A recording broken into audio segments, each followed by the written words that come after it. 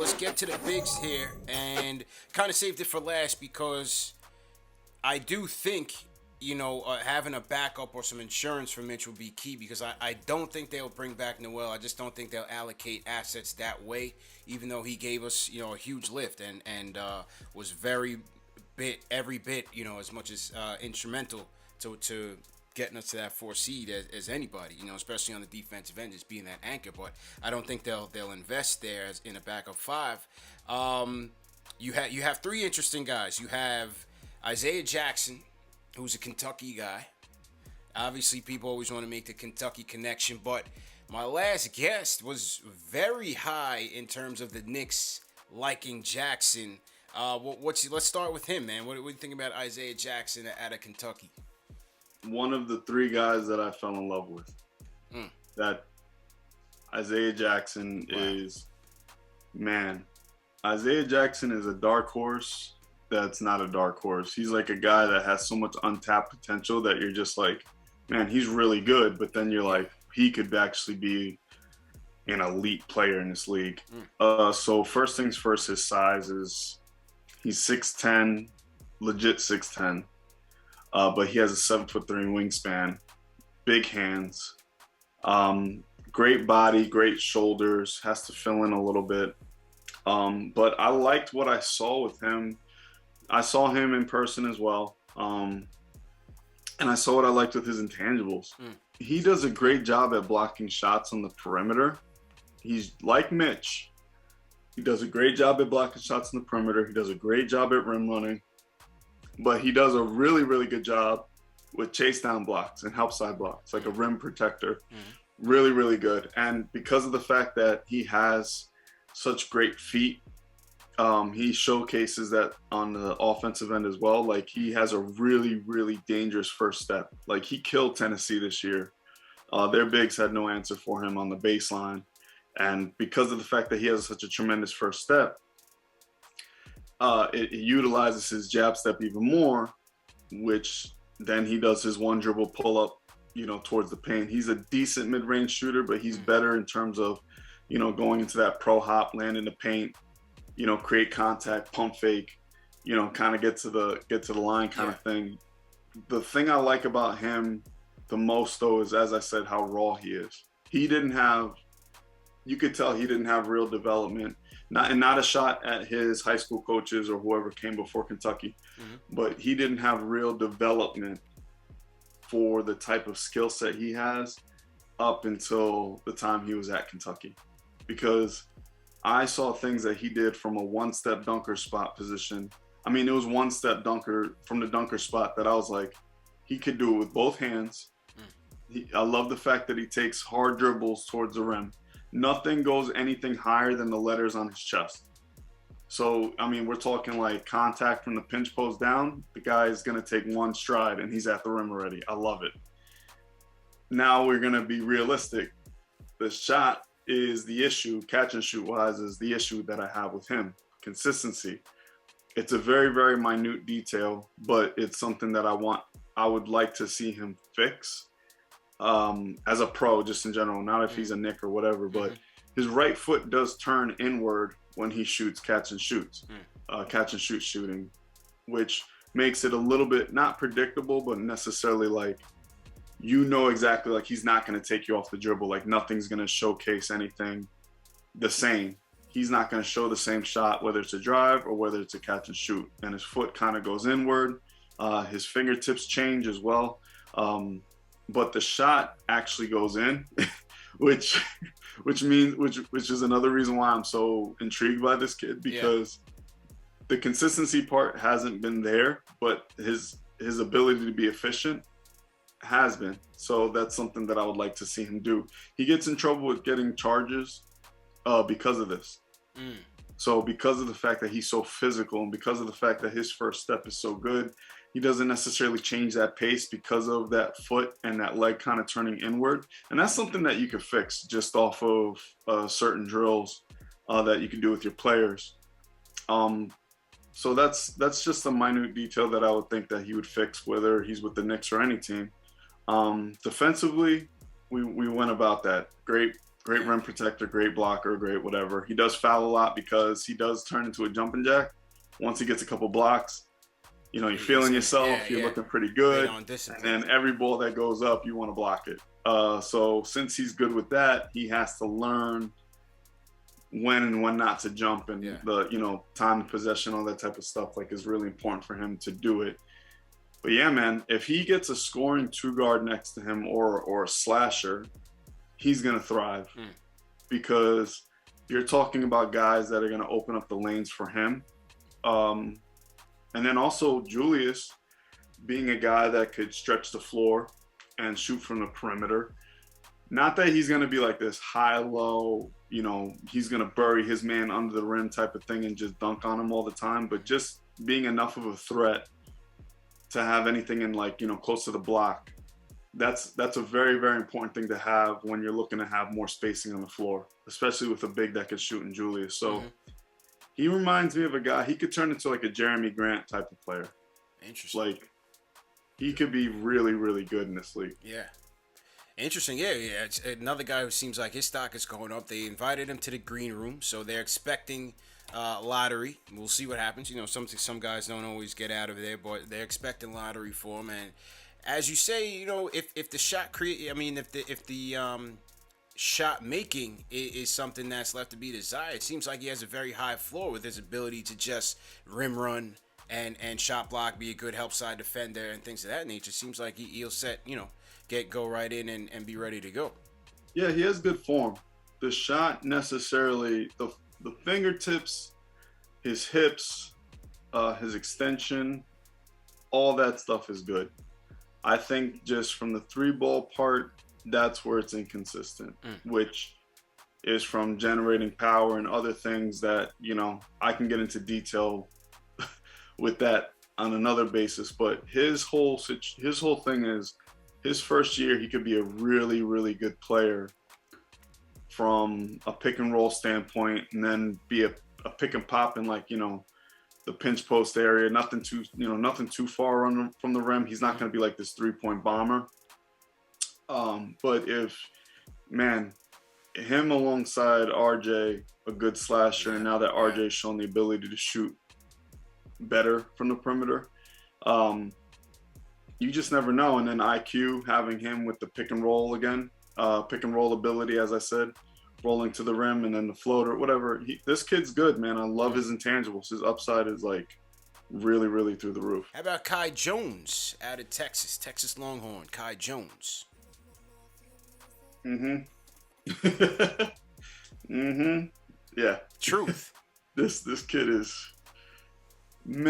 fluid jump shot, 6'11", jumps out of the gym, smooth drive. Really, really fluid driver.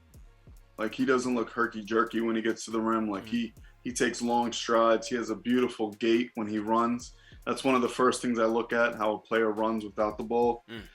His lateral quickness is great, and that's also because he has phenomenal hips. And that's another part of what, you look for in a player, the way he runs and his strides, all that type of stuff that he does in the open floor is beautiful. He's a really good offensive rebounder. And I think, but that also is, an attribute to the fact that he could jump, and touch the top of the backboard. Wow. But he's a great offensive rebounder. He has a lot of those, he has great hands, and he catches a lot of those caroms that's they come back really quickly, or if it's a long rebound and he's able to create enough space and he's able to grab those boards. I love his ability to do so. He's probably and I don't use this in a very loose term. He's probably the most athletic guy in the draft. From a big standpoint, maybe even guards too.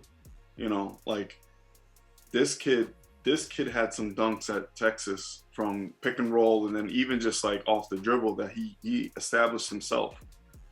And that's something that's really important for me. I like to see players that are able to establish plays for themselves, not necessarily play make where they're going to score. I'm talking about is he comfortable enough with not just doing a DHO after stopping his dribble? You know what I mean? Or, just doing a handoff after stopping his dribble. Is he cool with, some contact and then going back to the perimeter, doing a DHO, then getting the ball back, like little things like that. His attitude is great. I've heard that he's a really good kid, and that he wants to work on his game. I was also told that prior to coming to Texas, he didn't necessarily have like the best turnaround jump shot, and now he's walking out with one of the best turnaround jump shots. So it's like, it's not like the kid doesn't want to work. So you got to take a lot into consideration with this one, man. This one's a beast, man. Yeah. And shout out Stephen Fox in the chat, and you were mentioning his gait. He said he ran track for Bahamas, or in the Bahamas, prior to basketball. That makes sense. I didn't, Yeah. I didn't know that. But man, for him to run the way he does, his hips, and it makes sense because he ran track. It's beautiful, man. He has a beautiful stride. Interesting. And it's funny that Steven mentioned the track thing. You mentioned the gait. It just completely sort of related. But I was talking to John Starks about that two summers ago. I was talking to John Starks, and we kind of talking about how he felt about just RJ overall. And he mentioned his footwork and he said and his gait, and he said that back in the day we used to have track coaches, and to help us with that. And so it's just interesting to see that that connection there with Kai Jones. But yeah, John Starks definitely mentioned that, how track coaches can certainly help NBA players with their gait and kind of open things up a little bit. So yeah, I think he'll be a very good pick and roll option. He has a fluid jump shot from three as well, so he's definitely going to be a pick and pop threat. Yeah. The thing that we as skill coaches, and then just trainers as a whole, like, you always look at the big picture. Like, for a guy his size, a kid his size, he's not going to be a true big. He's just, his frame is pretty slender. He's just going to be one of those guys that he's going to be a great rim runner, great pick and pop. His hands are not the best in catching passes in traffic, and just also once he gets into the lane, his hands aren't the best there. He has decent footwork, not the best footwork, because his post-up game, he doesn't necessarily have like a lot of counters. You know what I mean? Like he's not going to dream shake you out there. However, he has good enough post work to showcase a turnaround jump shot from that short corner. So, I mean, I love the kid. I would take him if he was there. That's one of those guys that he's athletic enough, and I don't mean this by any stretch of the imagination, but he's athletic enough that he can play like the three in the positionless basketball that the NBA plays nowadays. Like, that's how much I believe in this kid's lateral quickness and playmaking ability, just from either a catch and shoot or pick and roll opportunity at 6'11". Yeah. I love it. Interesting indeed. And the last big man on the list, another guy who a lot of people are high on. Seems like he's got a lot of room to go, a very high ceiling, and that is out of Spain, Usman Garuba. Now, full disclosure, he's also represented by Leon Rose's son. So, a CAA guy. I don't know if this CAA conspiracy that makes people, connected to the Knicks, but I think he's got some skill sets that you gotta like as well, man. Usman Garuba. Yep, yeah. He would kind of be like the fourth horseman in my draft analysis. I like this kid. I like this kid a lot, man. He's 19 years old, big body. I mean, like, yeah, big body, 6'8", 6'9", 230. But has a 6, let me get this right. I think it's like 7'1" wingspan, 7'2", something like that. It's longer than 6 inches, like a 6-inch difference then from his height, from his wingspan. But he's legit 225, 230 now. So the funny thing is, the first time I ever saw him play, I immediately was like, oh my God, that's Serge.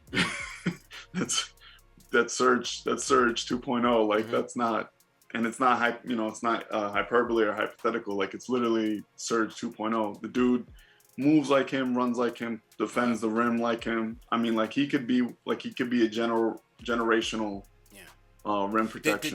Did Serge work with him in Spain? Do you know if they worked together?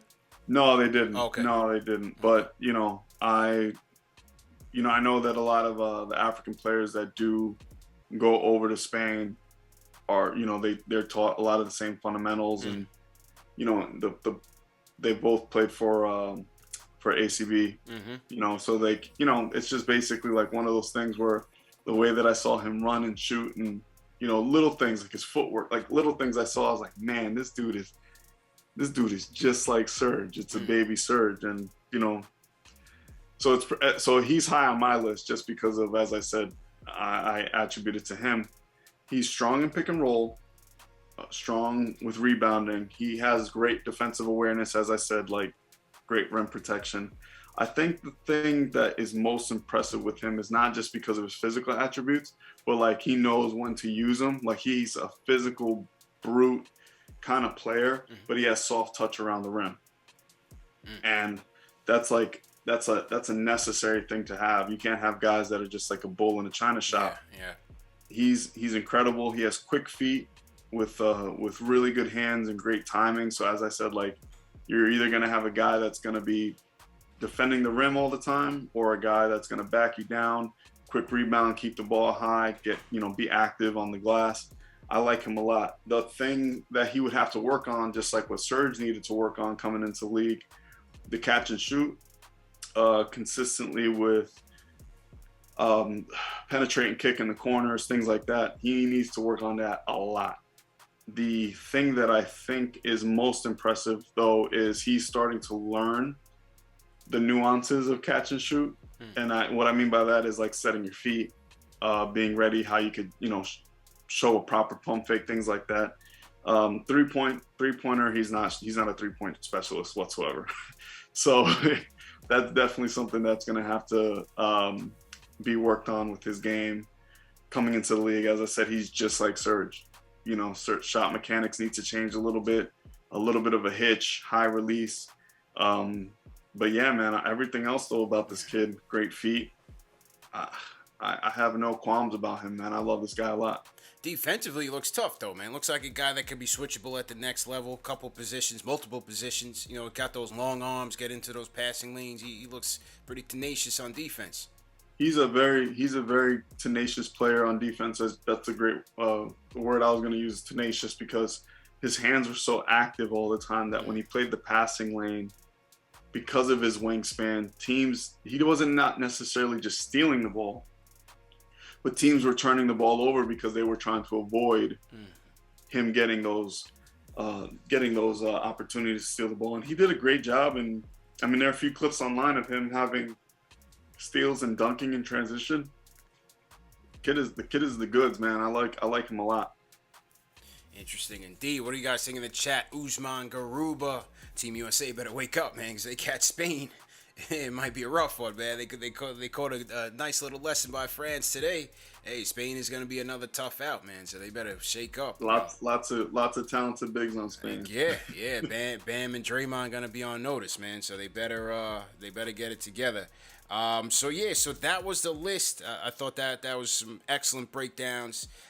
Brain drain indeed. Welcome back, David Zenon. Everybody in the chat, hit that thumbs up button for you boys. Make sure you guys are saluting David, man, because he's coming here and dropping a lot of gems for us.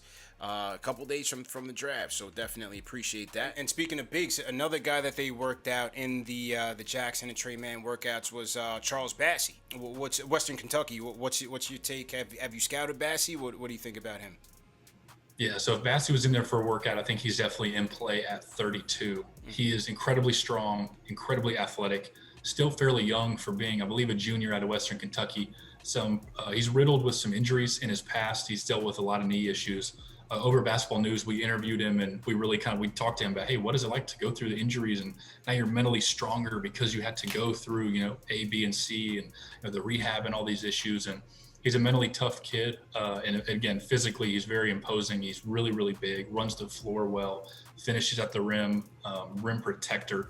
And at 32, I think he's a guy that could absolutely be in play. not necessarily skilled as far as a shooter. You're going to get a guy that's mostly an interior presence. But again, if you want to see some big time dunks and blocks, Bassey film can get fun to get into.